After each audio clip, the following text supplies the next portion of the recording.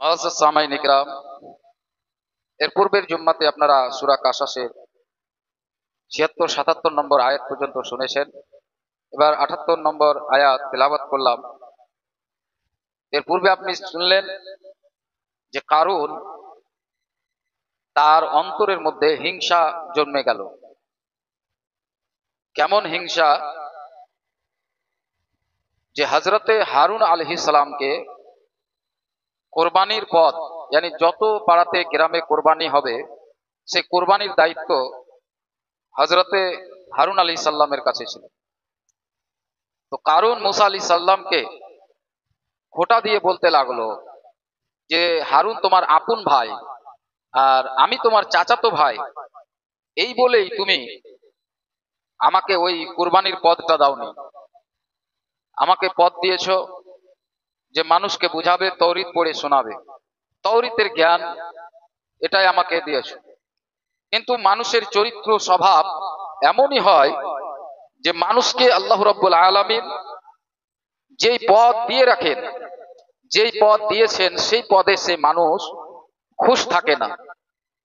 অন্যর পদ দেখে, অন্যর ধন সম্পদ দেখে, অন্যর দৌলত দেখে, অন্যর বাড়িঘর দেখে, অন্যর যা হোক পরের জিনিস দেখলেই তার মনের মধ্যে লোভ লালসা তৈরি হয়ে যায়। তার নিজের পদটা তাকে ঘৃণিত ভাব লাগে। যেহেতু আল্লাহ রাব্বুল আলামিন যে কারূনকে যে জ্ঞান দান করেছিলেন, রাসায়নিক জ্ঞান দান করেছিলেন, যে ওই কারূন পাথর দ্বারা, লোহা দ্বারা, তামা দ্বারা সোনাতে পরিণত করতে পারত, এই রকম জ্ঞান কারূনকে দান করেছিলেন। কিন্তু তাতে সে খুশি না। তাতে খুশি না, যে তাওরীতের জ্ঞান পাওয়ার পরেও সে খুশি নয়। সে মুসা আলাইহিস সালামকে খোঁটা দিতে লাগলো, আপন পরের খোঁটা দিতে লাগলো। হযরতে মুসা আলাইহিস সালাম বললেন যে তুমি যে এত জাঁকজমকপূর্ণ, এত সোনা চাঁদি অলংকার, এত খাজানার ভান্ডার তুমি তৈরি করেছো, এইসব কোথা থেকে তুমি পেলে? তখন কারূন বলল, কি বলল? ক্বালা ইন্নামা উতীতুহু আলা ইলমিন ইনদি ওয়া লাম ইয়ালাম আন্নাল্লাহা ক্বাদ আহলাকা মিন ক্বাবলিহি মিনাল কুরুন। কারূন বলল, আমি তো এই জ্ঞান লাভ করেছি তাওরীত থেকে, yani ওই আল্লাহর কিতাব তাওরীত থেকে ওই জ্ঞান লাভ করেছে। কেমন জ্ঞান? যেই জ্ঞান লাভ করার পর যেই মানুষ এক মুঠো খেতে পেত না, ফেরাউনের দরবারে চাকরি করত, ওই কারূন আজ বিশাল ধন সম্পদের মালিক হয়ে উঠল। মুসা আলাইহিস সালাম বললেন, এই জ্ঞান তোমাকে আল্লাহ দান করেছেন। আর এই তাওরীতের জ্ঞান থেকে তুমি লোহাকে, তামাকে, পিতলকে তুমি সোনাতে পরিণত করতে পারো। এর চাইতে আর কত বড় তুমি পদ নিবে? এর চাইতে আর কত বড় পদ নিবে? দুনিয়ার সমস্ত ধন সম্পদ তো তোমার হাতে। কিন্তু কারণ তাতেও খুশ নয়। তখন এরপরে তার অন্তরের মধ্যে একটা দাম্ভিক পয়দা হয়ে গেল। যে মানুষ ভালো ছিল, চরিত্রবান ছিল, আল্লাহওয়ালা ছিল, মানুষ যখন বালা মুসিবতে পড়ে, যখন অসুখ বিসুখ জ্বালা যন্ত্রণায় পড়ে, যখন ব্যবসা বাণিজ্যতে ক্ষতি হয়ে যায়, এক কথায় মানুষ যখন ক্ষতির দিকে যায়, যখন সে ক্ষতি হয়ে যায়, তখন তার মনের মধ্যে আল্লাহকে স্মরণ করে। আল্লাহ, আমার এই ক্ষতি হয়ে গেল, আল্লাহ তুমি আমাকে এই মুসিবত থেকে উদ্ধার করো, আল্লাহ আমাকে এই মুসিবত থেকে তুমি উদ্ধার করো। যখন সেই মুসিবত থেকে আল্লাহ তাকে উদ্ধার করে, তার অন্তরের মধ্যে অহংকার, দাম্ভিক পয়দা হয়ে যায়। যেই দাম্ভিক আল্লাহ পাকের নজরে আল্লাহ পছন্দ করেন না, যেই অহংকার আল্লাহ পছন্দ করেন না, সেই অহংকার মানুষের ভিতরে পয়দা হয়ে যায়। তাই বললেন যে যা লাভ করেছি আমি, আজ যা ধন সম্পদ আমি লাভ করেছি, ওই তাওরীতের কারণে, এই তাওরীতের এই জ্ঞানের কারণে। তারপরে বললেন, এই জ্ঞান দ্বারা, যে তাওরীতের জ্ঞান দ্বারা, এই রাসায়নিক শাস্ত্রের জ্ঞান দ্বারা তুমি অর্থ ব্যবস্থাকে তুমি এত উন্নত করে নিয়েছো যে তোমার খাজানার চাবি একদল বলবান মানুষের বোঝা টেনে নিয়ে যায়। আর আজ তুমি সে আল্লাহর নাশুকরি করছো। যখন তুমি চরিত্রবান ছিলে, তুমি ভালো ছিলে, তুমি আল্লাহর দিকে রুজু হয়েছিলে, তখন তো তুমি এই সব এই রকম অহংকারী ছিলে না। আজ আল্লাহর এই জ্ঞান পেয়ে তুমি এমন অহংকার হয়ে গেলে। তারপরে বললেন, তারা কি এই কথা জানে না যে আল্লাহ তার পূর্বে এই সব মানব গোষ্ঠীকে ধ্বংস করেছেন, যাদের সম্প্রদায়গুলো তার চেয়ে অধিক শক্তিশালী ছিল, যেমন কওমে আদ, কওমে লূত। এই সব কওমদের আল্লাহ রাব্বুল আলামিন কিভাবে ধ্বংস করেছেন, যারা পাথরকে কেটে বড় বড় গুহা করে বিরাট অট্টালিকা, মজবুত বাড়ি, যা আঁধি তুফান বর্ষা এই দুনিয়ার কোনো কিছুই তাদের বাড়িকে হিলাতে পারতো না, এত বলবান এত শক্তিশালী ছিল।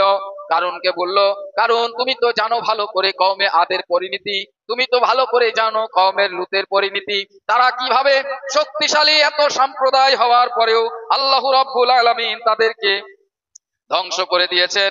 এবং শক্তি ও সম্পদে তাদের চাইছে প্রচুর্যময় ছিল, এবং সে বড় বড় তারা দল রাখতো, গোষ্ঠী রাখতো, তাদেরকে আল্লাহ তাআলা ধ্বংস করে দিয়েছেন। সুতরাং সে কেন শক্তি ও সম্পদের প্রচুর্যের উপর অহংকার করছে?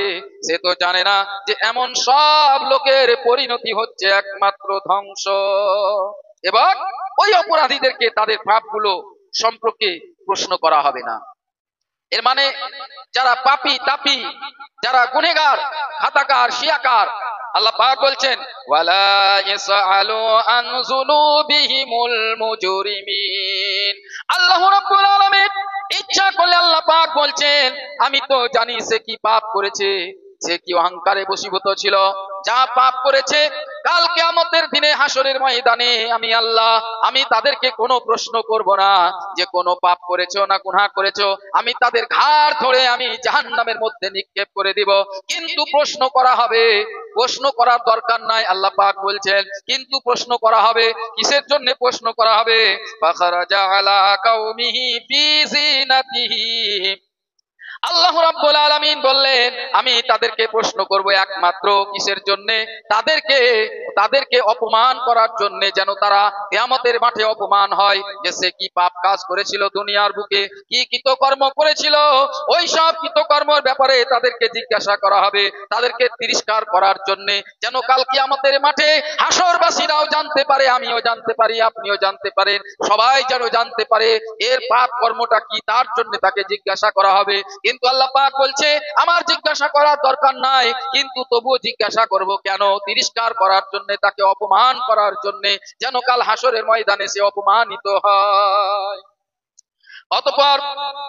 অতঃপর কারণ কি করলো? ফাখরাজা, সে বের হলো আলা কওমিহি ফি জিনাতিহি ক্বালা আল্লাযীনা ইউরিদুনাল হায়াতাদ দুনিয়া ইয়া লাইতা লানা মিসলা মা উতিয়া কারুন ইন্নাহু লাযু হাজ্জিন আযীম। অতঃপর আপন সম্প্রদায়ের সম্মুখে উপস্থিত হলো, আপন জাঁকজমকের মধ্যে অনেক আরোহী সাথে নিয়ে, অলংকার উদিত সজ্জিত রেশমি পোশাক পরিত অবস্থায় সুসজ্জিত ঘোড়ার উপরে আরোহণ করলো এবং বলল ওই সব লোক যাদেরকে জ্ঞান প্রদান করা হয়েছে, অর্থাৎ আলিমগণ, ধ্বংস হোক তোমাদের আল্লাহর পুরস্কার উত্তম ওই ব্যক্তির জন্য যে ঈমান এনেছে এবং সৎ কর্ম করেছে। যার যখন ধন সম্পদ প্রচুর হয়ে গেল কারণের, সে আল্লাহকে অস্বীকার করতে লাগলো। আল্লাহকে অস্বীকার করার কারণে সেই বানী ইসরাইলদের মধ্যে যারা নেককার ছিল, পরেজগার ছিল, আলেম সম্প্রদায় ছিল, ওই আলেম সম্প্রদায়রা তাকে দেখলো কিভাবে সে প্রচুর অলংকার বস্ত্র পরে, দামি দামি বস্ত্র পরে, ঘোড়ার উপরে সওয়ার হয়ে, আরোহীর উপরে সুসজ্জিত হয়ে সে যখন বের হতো কে কারণ, তখন ওই আলেমগণ, ওই নেককার পরেজগার মানুষেরা দেখে বলতো এ আল্লাহকে মানে না, এ আল্লাহকে সিজদা করে না, আর আল্লাহ একে কত ধন সম্পদ দিয়েছে, আর আমরা আল্লাহকে মানি, আল্লাহর ইবাদত ঘোষণা করি, নামাজ পড়ি, সব করি, কিন্তু আল্লাহ আমাদেরকে এতটা ধন সম্পদ দেয়নি কারুনের মতো। আল্লাহ রাব্বুল আলামিন বললেন সাওয়াবুল্লাহি খায়রুল লিমান আমানা ওয়া আমিলা সালিহান ওয়া লা ইউলাক্কাহুমা ইল্লা সাবিরিন। হে বনি ইসরাইলের আলেমগণ, সম্প্রদায়গণ, তোমরা কারুনের জাকজমক অলংকার দেখে তোমরা তা প্রভৃত হয়েও না, তার দিকে তোমরা আফসোস করো না, কারণ তোমাদের এর চাইতে বেশি সবচেয়ে উত্তম পুরস্কার তোমাদের জন্য রয়েছে। তোমরা খালি সবর করো, এর আল্লাহর পুরস্কার উত্তম, আর এই ব্যক্তির জন্য যে ঈমান এনেছে, সৎকর্ম করেছে, তার জন্য পুরস্কার রয়েছে। আর এটা জানো, এটা তারাই পায় যারা ধৈর্যশীল, যারা সবর এখতিয়ার করে। আল্লাহ রাব্বুল আলামিন বললেন ফাখাসাফা বিহি ওয়া বিদারিহিল আরদু ফামা কানা লাহু ফিআতিন ইয়ানসুরুনাহু মিন দুনিল্লাহি ওয়া মা কানা মিনাল মুনতাসিরিন। অতঃপর আমি তাকে অর্থাৎ কারুনকে এবং তার প্রাসাদকে ভূগর্ভে ধসিয়ে দিলাম। অতঃপর তার নিকট কোনো মানব গোষ্ঠী ছিল না যে আল্লাহ তাকে বাঁচানোর জন্য তার সাহায্য করত। আল্লাহ পাক তার ঘর বাড়ি দৌলত সব কিছুকেই ওই আলেমদের সম্মুখেই ধ্বংস করে দিলেন। আর আলেমদেরকে ওই সব মুমিনদেরকে দেখালেন যে দেখো এই কারণে ধন সম্পদের বয়স কতটা ছিল, ক্ষণের জন্য, কিন্তু তোমাদের জন্য যে ধন সম্পদ আছে, যে পুরস্কার আছে আল্লাহ রেখেছেন, সেই পুরস্কার উত্তম, সব চাইতে যা এইরকম কারুনের মতো ধ্বংস হবে না, কারুনের মতো ভূগর্ভে জমিনের তলে ছেয়ে যাবে না।